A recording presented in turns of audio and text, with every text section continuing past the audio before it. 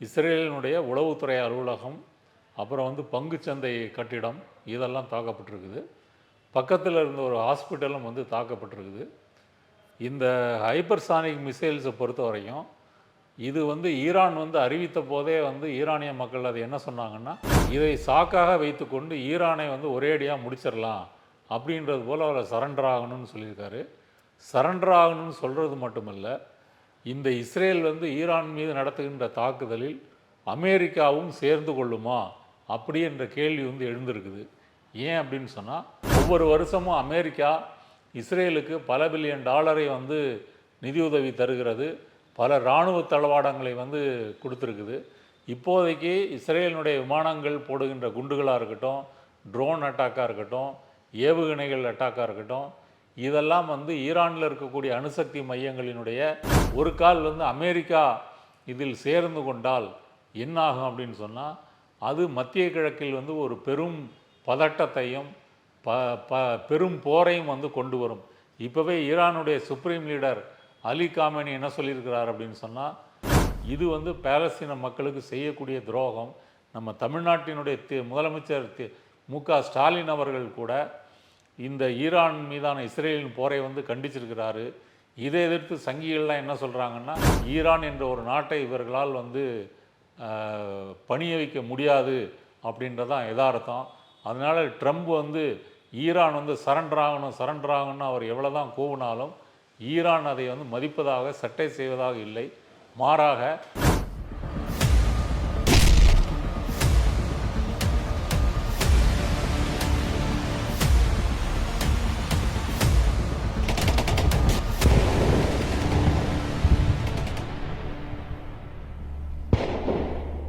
ரெட்ரோலக்ஸ் நண்பர்களுக்கு வணக்கம். Israel Iran போர் June 13ஆம் தேதி ஆரம்பித்தது. இன்று 6வது நாளாக கடந்து நடந்துகிட்டு இருக்குது. இன்னமும் 2 நாடுகளும் மாறி மாறி தாக்கிட்டு இருக்கிறத பார்க்குறோம். இப்போ லேட்டஸ்ட் நிலவரத்தின்படி இஸ்ரேல் தொடர்ந்து ஈரானுடைய அணுசக்தி மையங்களை தாக்குவது, இராணுவ கட்டமைப்புகளை தாக்குவது, இதை தொடர்ந்து செஞ்சிட்ருக்கிறாங்க.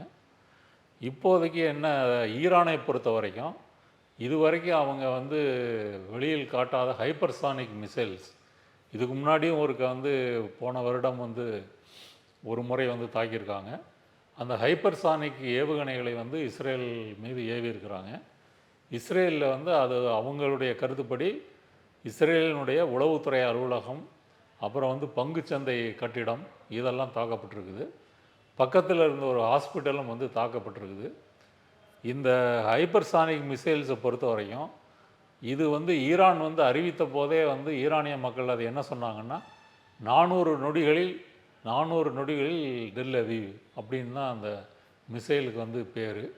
இப்படி போர் முன்னையும் விட உக்கிரமாக மாறிக்கிட்டு இருக்குது.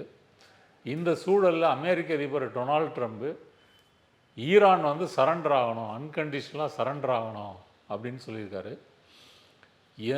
இஸ்ரேலை பொறுத்த வரைக்கும் எந்த விதமான பொறுப்புணர்வும் இல்லாமல் ஈரானுடைய அணுசக்தி மையங்களை தாக்குறாங்க. அது இதுவரைக்கும் முழுமையாக தகர்க்கப்படவில்லை என்றாலும், இப்படி அணுசக்தி மையங்களை தாக்குவது, அதிலிருந்து கதிர்வீச்சு வெளியே பரவினால் பல்லாயிரக்கணக்கான மக்கள் பாதிக்கப்படுவார்கள். இந்த மாதிரி விஷயங்களை செய்யக்கூடாது என்பது தான் சர்வதேச சட்டங்கள் கூறுவது. அதை இஸ்ரேல் தெரிந்தே மீறுகிறது. இதை கண்டித்து பல நிபுணர்கள், வல்லுநர்கள் கூறியிருக்கிறாங்க. ட்ரம்பை பொறுத்த வரைக்கும் இதை சாக்காக வைத்துக்கொண்டு ஈரானை ஒரேடியாக முடிச்சிடலாம் அப்படின்றது போல் அவர் சரண்டர் ஆகணும்னு சொல்லியிருக்காரு. சரண்டர் ஆகணும்னு சொல்கிறது மட்டுமல்ல, இந்த இஸ்ரேல் ஈரான் மீது நடத்துகின்ற தாக்குதலில் அமெரிக்காவும் சேர்ந்து கொள்ளுமா அப்படி என்ற கேள்வி எழுந்திருக்குது. ஏன் அப்படின்னு சொன்னால், அமெரிக்காவினுடைய விமானந்தாங்கி கப்பல்கள், பிற போர்க்கப்பல்கள், அப்புறம் அதனுடைய நீண்ட தூரம் குண்டு வீசக்கூடிய விமானங்கள், இது எல்லாமே தயார் நிலையில் இருக்குது. கல்ஃபை நோக்கி விரைந்து கொண்டிருக்கிறது. அமெரிக்காவை பொறுத்த வரைக்கும் இஸ்ரேல் இப்போ ஓரளவு ஈரானை அடிச்சிருக்கிறாங்க. இந்த சமயம் பார்த்து நம்மளும் அடித்தா ஈரானை முடித்து விடலாம் என்று அமெரிக்கா நினைக்கிறது. ஏன் அப்படின்னு சொன்னால், இப்போது இஸ்ரேல் அமெரிக்கா சொல்கிறது என்னென்னா, ஈரான் கிட்டத்தட்ட 60% செறிவூட்டப்பட்ட யுரேனியத்தை தயாரிச்சிருக்குது. அது 90% ஆகும்போது குறுகிய மாதங்களில் வந்து அணு ஆயுதத்தை அதனால் தயாரிக்க முடியும். அதனால் வந்து ஈரானை வந்து இப்போவே வந்து நம்ம தாக்கி வந்து அதை முறியடிக்க வேண்டும் அப்படின்னு வந்து சொல்கிறாங்க. ஆனால் உண்மை என்னென்னா, ஈரானை பொறுத்த வரைக்கும் நாங்கள் அணுசக்தி ஆராய்ச்சி என்பதை அமைதி வழி நடவடிக்கைகளுக்கு தான் பயன்படுத்துகிறோம், இதை அணு ஆயுதங்களுக்கு பயன்படுத்தவில்லைன்னு ரொம்ப நாளாக சொல்லிகிட்டு இருக்காங்க. ட்ரம்ப் வந்து முதல் டேர்மில் இருந்தபோதே இது தொடர்பான பேச்சுவார்த்தை நடந்திருக்குது. சர்வதேச அணுசக்தி முகமையிலிருந்து நேரடியாலாம் போய் பார்த்துட்டு வந்திருக்காங்க. இப்போவும் துளசி கப்பாடுன்னு சொல்லக்கூடிய அமெரிக்க உளவுத்துறை பிரிவு தலைவர் என்ன சொல்லியிருந்தாங்கன்னா, இஸ்ரேல்கிட்ட ஈரான்கிட்ட வந்து அணு ஆயுதங்கள் இல்லை அப்படின்னு தான் சொல்லியிருக்காங்க. ட்ரம்ப் வந்து அதை மறுத்திருக்கிறார். அமெரிக்கா இந்த தாக்குதலில் பங்கேற்குமா இல்லையா அப்படின்றதை வந்து எப்படி வேணாலும் முடிவு வந்து இருக்கலாம், அது கடைசி வினாடி வரைக்கும் நீங்கள் பொறுத்திருந்து பாருங்கள் அப்படின்னு ஒரு கமா போட்டு வந்து சொல்லியிருக்காரு. அடுத்தபடியாக இஸ்ரேலினுடைய பிரதமர் நெதன்யாகு என்ன சொல்கிறாரு அப்படின்னு சொன்னால், நாங்கள் வந்து அலி காமேனியையும், அதாவது ஈரானுடைய சுப்ரீம் லீடர் அலி காமேனி அவரையும் நாங்கள் வந்து தீர்த்து கட்டுவோம். அப்படி தீர்த்து கட்டுவோன்றதை எப்படி சொல்கிறாருன்னா, அலி காமேனி கொல்லப்பட்டால் ஈரானுக்கும் இஸ்ரேலுக்கான போர் வந்து அதிகரிக்கும், பதட்டம் அதிகரிக்கும் அப்படின்னு சிலர் சொல்கிறாங்க. அப்படி இல்லை, அலி காமேனி கொல்லப்பட்டால் இந்த மோதல் முடிவுக்கு வரும் அப்படின்னு அவர் வந்து கூறியிருக்கிறாரு. ஒரு இறையாண்மை மிக்க ஒரு நாட்டை புகுந்து விமானங்கள் மூலமாக தாக்குவது, அணுசக்தி மையங்களை தாக்குவது, அவர்களுடைய அரசியல் தலைமையை குறிவைப்பது, இதெல்லாம் வந்து போர்க்குற்றங்கள். ஆனால் இதை இஸ்ரேல் வந்து தொடர்ந்து செய்கிறது. ஒரு புறம் ஈரானில் குண்டு வீசிக்கிட்டு இருக்கும்போது இன்னொரு புறம் காசாலையும் வந்து குண்டு வீசிக்கிட்டு இருக்குது. காசாவில் வந்து உதவி கோரி நிவாரணப் பொருட்கள் வருகைக்காக காத்திருக்கக்கூடிய மக்களெல்லாம் கொல்லப்படுகிறார்கள். நேற்று மட்டும் 79 பேர் வந்து கொல்லப்பட்டிருக்கிறாங்க. வெஸ்ட் பேங்கை பொறுத்த வரைக்கும் மேற்கு கரையில் கூட அங்கே இருக்கக்கூடிய பாலஸ்தீன மக்கள் வந்து கொல்லப்படுகிறார்கள், கைது செய்யப்படுகிறார்கள். காசாவில் இது வரைக்கும் கிட்டத்தட்ட 56,000க்கும் மேற்பட்ட பொதுமக்கள் வந்து கொல்லப்பட்டிருக்கிறாங்க. 1,28,000க்கும் மேற்பட்ட மக்கள் வந்து படுகாயம் அடைஞ்சிருக்கிறாங்க. இப்படி காசாவை வந்து இவ்வளோ பேரை கொன்று நிவாரணப் பொருட்கள் வந்து அங்கே வருவதை தடை செய்து அவர்களை பட்டினியில் ஆழ்த்தியும் அவர்களை கொல்வது என்ற உத்தியை இஸ்ரேல் வந்து கையாண்டுக்கிட்டு இருக்குது.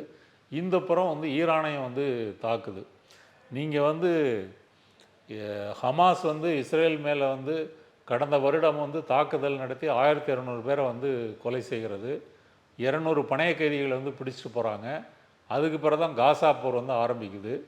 அப்போதே வந்து இஸ்ரேலினுடைய மொசாத் என்ற உளவு பிரிவு வந்து இது தோல்வி அடைந்து விட்டது, ஒரு கெட்ட பேராயிருச்சு அப்படின்ற ஒரு நிலை வந்து வந்தது. அதை எப்படியாவது மாற்றி அமைக்க வேண்டும் என்று மொசாத் இப்போது தீவிரமாக வேலை செய்கிறது. அப்படித்தான் அவர்கள் ஹமாஸினுடைய சர்வதேச பிரிவு தலைவர் இஸ்மாயில் ஹனியை ஈரானில் வந்து புரட்சிகர காவலர் குடியிருப்பில் இருக்கும்போதே அவர் வந்து கொலை செய்கிறாங்க. அது ஏவுகணை தாக்கி கொலை செஞ்சாங்களா, இல்லை 2-3 மாதங்களுக்கு முன்னாடி வெடிகுண்டை அங்கே பதுக்கி வைத்து கொலை செய்தார்களா என்பது வந்து தெரியவில்லை. இதை பற்றி மேற்கத்திய நிறுவனங்கள் 2 விதமாக செய்தி சொல்கிறாங்க. அதே போல் லெபனானில் இருக்கக்கூடிய ஹிஸ்புல்லா தலைவர் அவரை வந்து கொல்றாங்க. அடுத்தது ஹிஸ்புல்லா போராளிகள் பயன்படுத்தக்கூடிய பேஜர் மற்றும் வாக்கி டாக்கி, இது அதுக்குள்ளே வெடிமருந்தை வைத்து ஹிஸ்புல்லா வந்து ஒரு முன்பின் தெரியாத ஒரு நிறுவனத்திடமிருந்து அந்த பேஜர்களையும் வாக்கி டாக்கிகளையும் வாங்குது. வாக்கி டாக்கி பேஜர்லாம் வந்து பாக்கெட்டில் தான் வச்சுருப்பாங்க. அதை ஒரே சமயத்தில் வந்து வெடிக்க செய்து பலரை வந்து இஸ்ரேல் வந்து கொலை செய்தது. இதன் மூலம் வந்து மொசாத் என்பது தன்னுடைய இழந்த பெயரை வந்து மீட்பதற்காக போராடிட்டு இருக்குது.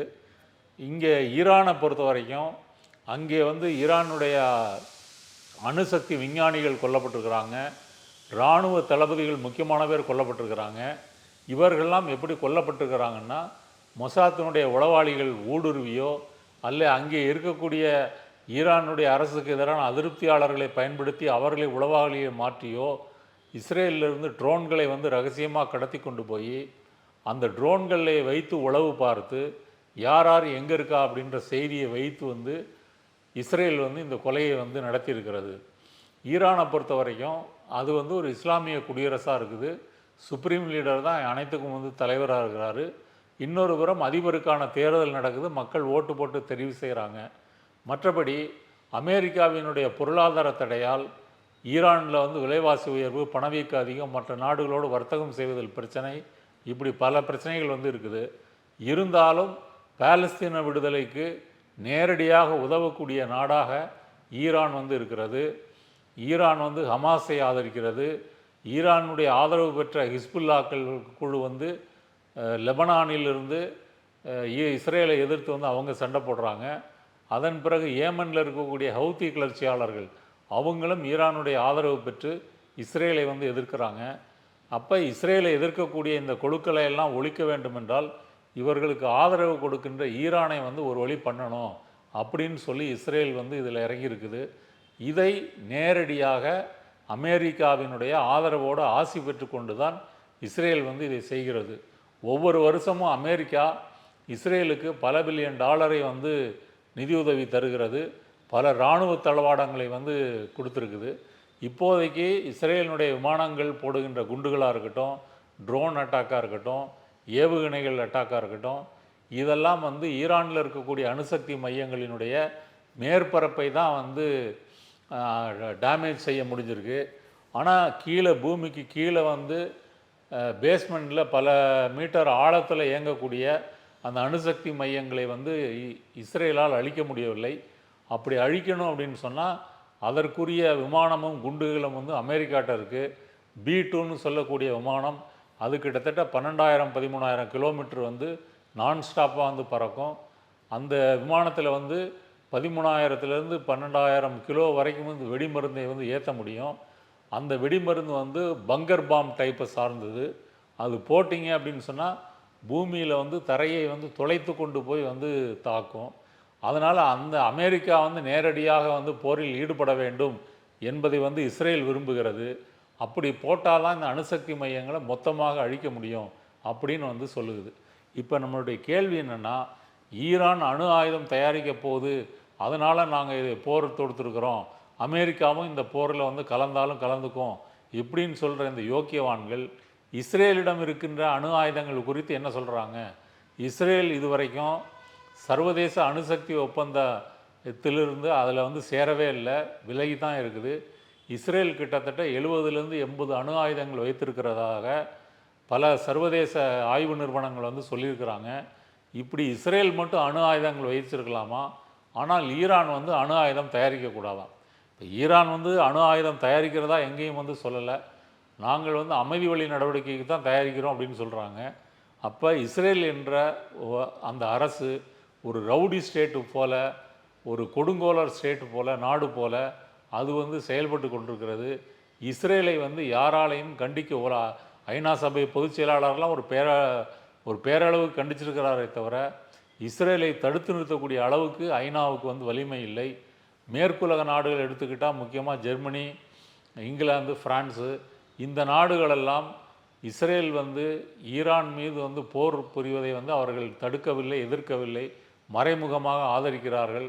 ஒரு நேரத்து G7 நாடுகள் கூட்டமைப்பு கனடாவில் நடந்தபோது கூட இஸ்ரேல் தன்னை தற்காத்து கொள்ளும் உரிமை உண்டு, அதற்காக ஈரான் மீது அவர்கள் போர் தொடுக்கலாம் இப்படி தான் சொன்னாங்களே தவிர அவர்கள் இந்த போரை வந்து எதிர்க்கவில்லை.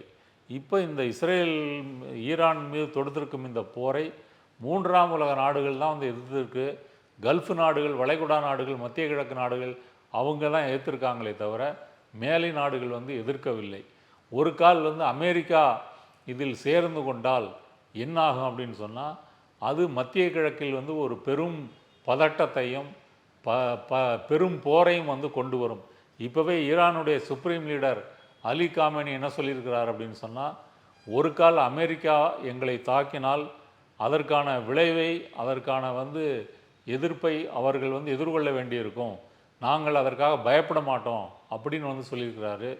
இஸ்ரேலினுடைய பிரதமர் நெதன்யாகுவுடைய நோக்கம் என்ன அப்படின்னு சொன்னால், ஒரு கால் வந்து ஈரானுடைய சுப்ரீம் லீடரை வந்து கொலை செய்து விட்டால் ஈரானில் வந்து ஒரு ஆட்சி மாற்றம் வரும், ஒரு கலகம் வரும்.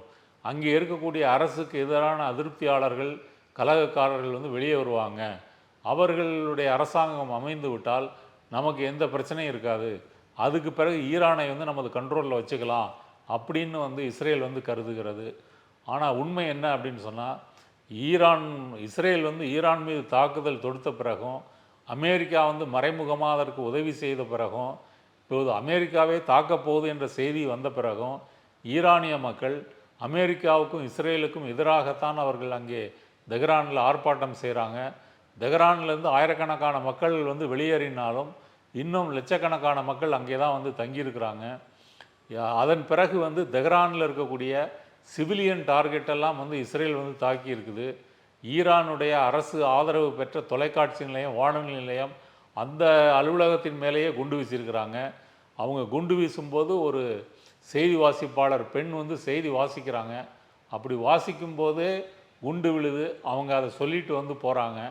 அப்படி அந்த அலுவலகம் தீப்பிடித்து எரியும் போது வெளியே வந்து ஒரு ரிப்போர்ட்டர் வந்து பயப்படாமல் கேமரா முன்னாடி நின்றுக்கிட்டு இந்த மாதிரி வந்து செய்தியை பத்திரிகை அலுவலகத்தை வந்து இஸ்ரேல் வந்து தாக்குகிறது, இது நியாயமா, இதை உலக நாடுகள் கண்டிக்க வேண்டும், எங்களை வந்து இந்த ஆஃபீஸிலேருந்து பாதுகாப்பான இடத்துக்கு வந்து போக சொன்னாங்க, நாங்கள் யாரும் போகலை, எங்களுடைய பணியை நாங்கள் தொடர்ந்து செய்கிறோம் என்று வீரத்தோடு அந்த எரிந்து கொண்டிருக்கும் கட்டடத்தின் முன்னாடி அவர் வந்து பேசுகிறாரு. இப்படி ஈரானிய மக்கள் ஈரானிய அரசுக்கு பின்னாடி இருக்கிறாங்க. ஏற்கனவே அமெரிக்காவினுடைய பொருளாதார தடையால் பாதிக்கப்பட்டவங்க இன்றைக்கு போரினாலும் பாதிக்கப்பட்டிருக்கிறார்கள். இதனால் அவங்க வந்து ஈரானுடைய அரசாங்கத்தை வந்து கைவிடவில்லை. அந்த மக்களின் மன உறுதியை எப்படியாவது வந்து உடைப்பது அப்படின்றதான் இஸ்ரேல் மற்றும் அமெரிக்காவின் நோக்கம். அதில் அவர்கள் வெற்றி பெறப்போவதில்லை. இப்போதைக்கு இன்று முதல் ஈரான் வந்து அந்த ஹைப்பர்சானிக் ஏவுகணைகளை வந்து விட்டதன் மூலமாக இஸ்ரேலினுடைய பாதுகாப்பு, ஏர் பாதுகாப்பு, விமான பாதுகாப்பு அமைப்பு, வான்வெளி பாதுகாப்பு அமைப்புகள் எல்லாமே வந்து சீர்குலைந்து போயிருக்கிறது. இந்த ஹைப்பர்சானிக் ஏவுகணைகளை தடுத்து நிறுத்தக்கூடிய வலிமை வந்து அவங்கள்ட்ட இல்லை அப்படின்றத வந்து ஈரான் வந்து நிரூபிச்சிருக்கு. இன்றைக்கு டெல்லவீவ் தலைநகரம் மற்றும் அதை சுற்றியுள்ள மாவட்டங்களாக இருக்கட்டும், அல்லது ஹைஃபா துறைமுகமாக இருக்கட்டும், இங்கே இருக்கக்கூடிய முக்கியமான இலக்குகளை துல்லியமாக ஈரானுடைய ஏவுகணைகள் வந்து தாக்கிட்டு இருக்கிறாங்க. இது இஸ்ரேலுக்கு மிகப்பெரிய தலைவலியாக இருக்குது. அவங்க என்ன நினச்சாங்கன்னா, நம்முடைய ஏர் டிஃபென்ஸ் சிஸ்டம், இஸ்ரேலில் வந்து 3 ஏர் டிஃபென்ஸ் சிஸ்டம் இருக்குது. இந்த அயன்டோம் என்பது குறுகிய தூர ஏவுகணைகளை தடுக்கக்கூடியது. அதற்கு அடுத்த பாதுகாப்பு அமைப்பு என்பது நடுத்தர ஏவுகணைகள். ஏரோன் செல்லக்கூடிய ஏர் டிஃபென்ஸ் சிஸ்டம் வந்து தொலைதூர ஏவுகணைகளை வந்து தடுத்து நிறுத்தக்கூடியது. இந்த 3 வான்வெளி பாதுகாப்பு அமைப்பையும் மீறி ஈரானுடைய ஹைப்பர்சானிக் மிசைல்ஸ் வந்து இன்றைக்கு வந்து இஸ்ரேலை வந்து தாக்கியிருக்கிறது. இதை வந்து இஸ்ரேல் எதிர்பார்க்கவில்லை. தொடர்ந்து ஈரான் இது போன்ற ஏவுகணைகளை அனுப்பினால் அது இஸ்ரேலுக்கு ஒரு பெரிய நெருக்கடியை வந்து கொண்டு வரும். இப்படிப்பட்ட சமயத்தில் அமெரிக்காவும் மூக்க நுழைச்சதுன்னா அது மத்திய கிழக்கில் வந்து பெரிய பிரச்சனைகளையும் பெரிய பதட்டத்தையும் வந்து கொண்டு வரும் அப்படின்றது உண்மை. இதை வந்து இப்போ ஐநா சபையில் வந்து சில நாட்களுக்கு முன்னாடி வந்து காசாவில் வந்து போர் நிறுத்தம் வர வேண்டும் என்று ஒரு தீர்மானம் நிறைவேற்றப்பட்டது. 149 நாடுகள் வந்து அதை ஆதரிக்கிறாங்க. ஆனால் இந்தியா அதில் வந்து வாக்களிக்காமல் வந்து அதை வந்து புறக்கணிச்சிருக்குது. நீங்கள் மோடி பிரதமராவதற்கு முன்னாடி பாலஸ்தீன மக்களுடைய நண்பனாக வந்து இந்தியா வந்து இருந்தது. அப்போதைக்கு இஸ்ரேலோட உறவு இருந்தாலும் கூட பாலஸ்தீனுடைய விடுதலைக்கு குரல் கொடுக்கும் நாடாக இருந்தது. இந்திரா காந்தி காலத்துல எல்லாம் பாலஸ்தீன் தலைவர் யாசர் அரஃபத் அவரும் அவங்க 2 பேரும் சேர்ந்திருக்கக்கூடிய படங்களை எல்லாம் நீங்கள் வந்து இணையத்தில் வந்து தேடி பார்க்க முடியும். ஆனால் இன்றைக்கு மோடி அரசு இஸ்ரேலை ஆதரிக்க வேண்டும் என்ற ஒரே காரணத்திற்காக ஈரான் மீதான தாக்குதலை வந்து கண்டித்து ஒரு அறிக்கையை கூட வந்து சொல்லலை. மற்ற நாடுகள்லாம் ஏழை நாடுகளெல்லாம் அறிக்கை விடும்போது இந்தியா வந்து ஒதுங்கி இருக்கிறது. இது வந்து பாலஸ்தீன மக்களுக்கு செய்யக்கூடிய துரோகம். நம்ம தமிழ்நாட்டினுடைய முதலமைச்சர் மு.க. ஸ்டாலின் அவர்கள் கூட இந்த ஈரான் மீதான இஸ்ரேலின் போரை வந்து கண்டிச்சிருக்கிறாரு. இதை எதிர்த்து சங்கிகள்லாம் என்ன சொல்கிறாங்கன்னா, வெளியுறவு கொள்கையில் வந்து ஒரு முதலமைச்சர் வந்து மூக்க நுழைக்கக்கூடாது அப்படின்ற மாதிரி சொல்கிறாங்க. நம்முடைய வெளியுறவு கொள்கையே ஆப்ரேஷன் சிந்தூரில் வந்து தோல்வி அடைந்து விட்டது அப்படின்றதே நம்ம வந்து இதற்கு முன்னாடி வந்து பார்த்துருக்கோம். எந்த நாடுகளும் நமது போரை வந்து ஆதரிக்கவில்லை. அப்படி இருக்கும்போது இந்தியா இந்த ஈரான் மீதான இஸ்ரேலின் போரை வந்து கண்டிக்க வேண்டும், எதிர்ப்பு தெரிவிக்க வேண்டும், பாலஸ்தீன மக்களுடைய விடுதலைக்கு வந்து குரல் கொடுக்க வேண்டும். இன்றைக்கு காசா மக்கள் மீதான அடக்குமுறையாக இருக்கட்டும், அல்ல ஈரான் மீதான போராக இருக்கட்டும், இதை எதிர்த்து அமெரிக்காவிலும் ஐரோப்பாவிலும் பொதுமக்கள் போராட்டம் பண்ணிகிட்ருக்கிறாங்க. அங்கே அமெரிக்காவில் வெள்ளை மாளிகை முன்னாடி நூற்றுக்கணக்கான மக்கள் பதாகைகள் ஏந்தி வந்து போராடிட்டுருக்காங்க. ஈரான் மீது போரை வந்து நிறுத்து என்று வந்து முழங்கி கொண்டிருக்கிறார்கள். ஆனால் ஒரு ரவுடி நாடான இஸ்ரேல் அமெரிக்காவினுடைய ஆசையோட இந்த போரை வந்து தொடர்ந்து நடத்த வேண்டும் என்று விரும்புகிறது. ஆனால் அவர்கள் கனவு பலிக்கப் போவதில்லை. அவங்க என்ன தாக்கியிருக்கிறாங்களோ அதே அளவு தாக்குதலை வந்து ஈரானும் வந்து செய்ய முடியும். இதுவரைக்கும் அந்த நடந்த தாக்குதலில் ஈரானில் 224க்கும் மேற்பட்டவர்கள் கொல்லப்பட்டிருக்கிறாங்க. அதில் பாதிக்கு மேலே பெண்கள் குழந்தைகள் வந்து இருக்கிறாங்க. அதே போல் வந்து ஈரான் இஸ்ரேல் மீது நடத்திய தாக்குதலில் வந்து 24 பேருக்கு மேலே வந்து கொல்லப்பட்டிருக்கிறாங்க. எங்கள் நாட்டை வந்து யாரும் தாக்க முடியாது என்ற இருமாப்போடு இருந்த இஸ்ரேலை இன்றைக்கு ஈரானுடைய ஏவுகணைகள் வந்து பதம் பார்த்து கொண்டிருக்கின்றன. போரினால் எந்த பிரச்சனையும் முடிக்க முடியாது, அது வந்து எதற்கும் வந்து தீர்வல்ல, அது அழிவை மட்டும்தான் தரும் என்பதை ஈரான் வந்து உணர்ந்து அதை சொல்லுகிறது. இஸ்ரேல் தாக்குதலை நிறுத்திவிட்டால் நாங்களும் நிறுத்திடுவோம் அப்படின்னு சொல்லுது. ஆனால் இஸ்ரேலோ தாக்குதலை நிறுத்தாமல் இந்த போரை வந்து வளர்த்து கொண்டே செல்லுகிறது.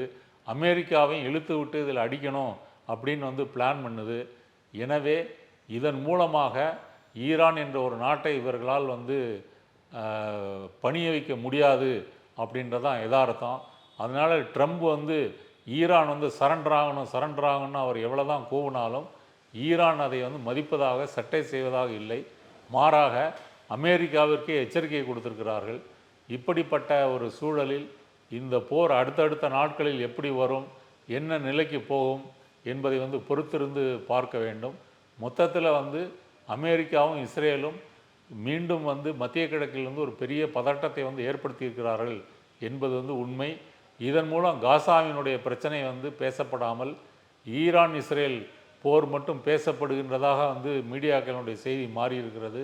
இதெல்லாம் இஸ்ரேலினுடைய நோக்கம். இதை புரிந்து கொண்டு நாம் இஸ்ரேலினுடைய இந்த அடாவடித்தனத்தை வந்து கண்டிக்க வேண்டும். மற்றொரு வீடியோவில் சந்திப்போம். நன்றி, வணக்கம்.